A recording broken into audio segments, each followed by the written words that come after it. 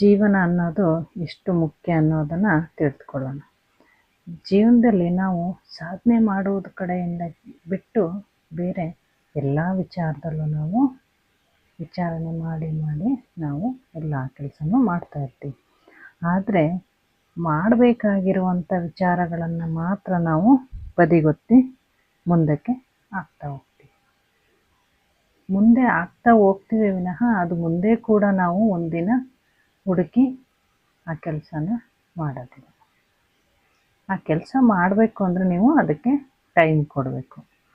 Time ಕೊಟ್ಟರೆ ನಾವು ಮುಂದಕ್ಕೆ ಹಾಕಿರುವಂಥ ಯಾವುದೇ ಒಂದು ಕೆಲಸ ಆಗಿರ್ಬೋದು, ನಾನು ಸುಮ್ಮನೆ ಉದಾಹರಣೆಗೆ ಹೇಳ್ತಾ ಇರೋದೇ ವಿನಃ ಇಂಥದೇ ಕೆಲಸ ಅಂತ ನಾನು ಹೇಳ್ತಾ ಇಲ್ಲ.